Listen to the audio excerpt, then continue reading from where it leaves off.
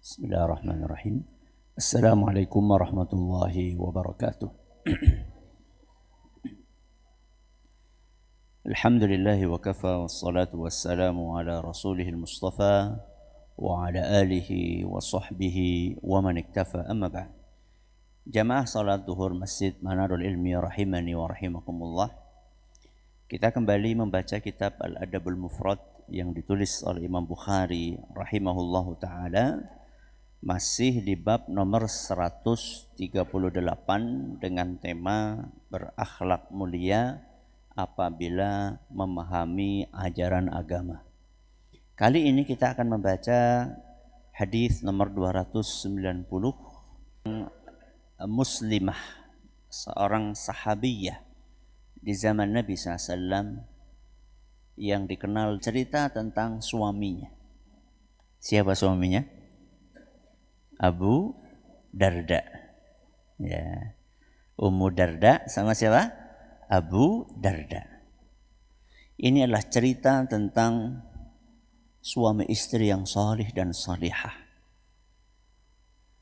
Suami istri yang salih dan salihah. Rumah tangga yang ideal. Karena ada suami salih tapi istrinya tidak solihah. Kebalikannya, ada yang istri solihah tapi suaminya tidak solih. Dan yang lebih parah, ada yang suami istri sama-sama tidak soleh dan tidak solihah. Kali ini kita akan melihat bagaimana rumah tangga yang dua-duanya saleh dan salihah. An Ummi Darda'i radhiyallahu anha qalat. Ummu Darda bercerita. Qama Abu Darda'i lailatan yusalli faja'ala yabki wa yaqul. Ummu Darda cerita. Pada suatu malam saya melihat suami saya sholat tahajud dan nangis terus dalam tahajudnya sambil berdoa. Perhatikan apa doanya. Allahumma ahsanta khalqi fahassin khuluqi. Ya Allah, Engkau telah mengaruniakan kesempurnaan fisik kepadaku. Gak ada cacatnya tubuhku. Maka jadikan akhlakku sempurna. Jadikan akhlakku mulia. Ya Allah, Engkau telah bikin fisikku, tubuhku sempurna. Maka aku mohon kepadamu, jadikan akhlakku juga sempurna.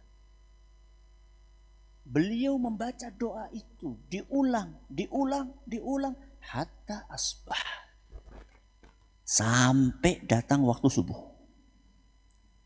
Berarti berapa kali? 100.000, nggak tahu. Pokoknya satu malam sholat doa, nangis sampai pagi. Dan doa itu didengar sama siapa? Istrinya. Siapa istrinya? Ummu Darda. Ya Abu Darda, maka du'auka mundzul lailah illa fi husnul khuluq. Wahai Abu Darda, satu malam penuh doamu cuma satu. Doamu cuma satu. Minta apa tadi? Akhlak yang mulia. Semalaman kamu itu doanya cuma itu tok, diulang, minta akhlak yang mulia. Kenapa? Kenapa? Faqala, maka Abu Darda pun menjawab, ya Ummu Darda, wahai Ummu Darda, innal 'abdal muslima yuhsinu khuluqahu hatta yudkhilahu husnu khuluqihil jannah.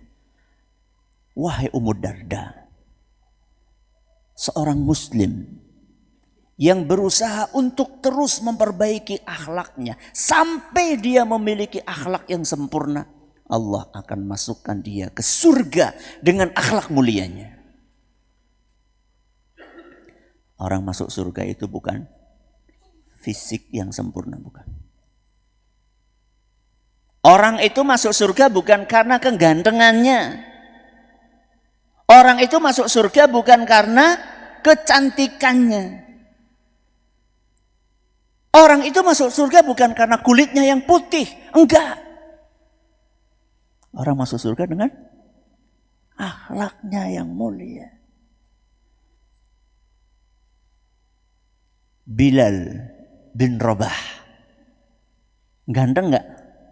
Enggak. Kulitnya hitam. Abu Lahab. Ganteng enggak? Ganteng. Abu Lahab itu adalah julukan, kata sebagian ahli sejarah, yang menunjukkan betapa gantengnya mukanya. Betapa putihnya kulitnya. Siapa yang masuk surga? Bilal bin Rabah, bukan Abu Darda, bukan. Maaf, siapa? Abu Lahab yang masuk neraka, Bu. Bilal masuk surga. Yang masuk surga adalah Bilal bin Rabah, sedangkan Abu Lahab masuk neraka. Padahal fisiknya Bilal itu gak sempurna, dalam arti gak enak dipandang mata gitu loh. Maka anak-anakku, gak usah minder kalau dikaruniai oleh Allah fisik yang tidak terlalu sempurna. Gak usah minder. Orang masuk surga itu bukan karena dia kaya, bukan karena dia ganteng, bukan karena dia cantik. Tapi orang masuk surga itu karena kemuliaan akhlak, karena ibadah yang baik, karena bakti kepada orang tua. Itu yang akan masukkan orang ke surga. Kemudian apa kata beliau? Wal abdu wa yusi'u khuluquhu atau khuluquhu hatta yudkhilahu su'u khuluqihin nar. Sebaliknya, kata Abu Darda, ada seorang yang akhlaknya buruk dan dia terus di dalam keburukan akhlak itu sampai Allah masukkan dia ke neraka gara-gara buruknya akhlak dia. Abu Lahab itu kurang apa? Gantengnya luar biasa, ningratnya luar biasa, kayaknya luar biasa. Tapi gara-gara buruknya akhlak dia, buruknya akidah dia, Allah masukkan dia ke neraka.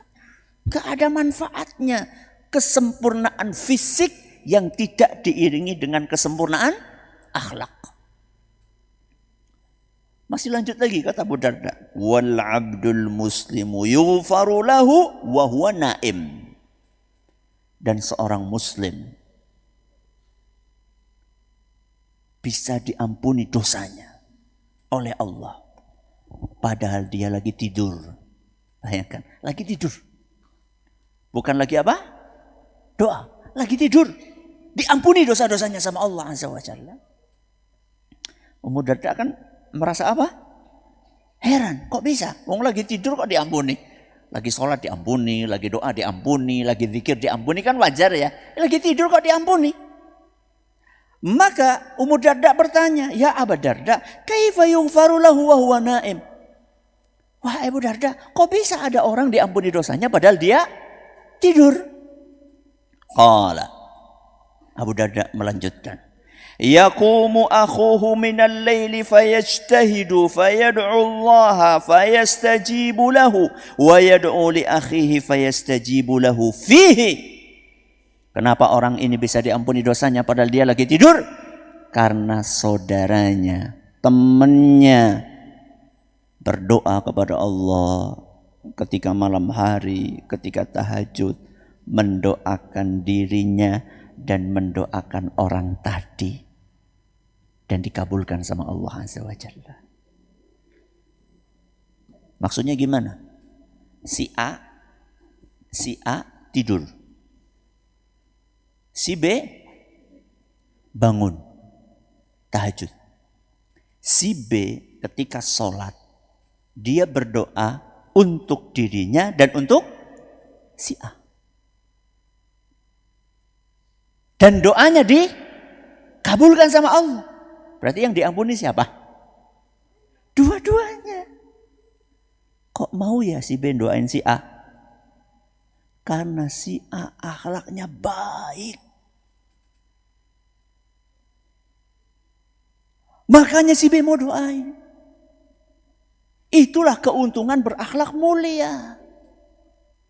Coba, kalau kita ketemu sama orang yang baik banget, suka berbagi makanan, kalau ketemu senyum, salam, kalau kita lagi susah dia hibur kita, seneng gak kita sama dia?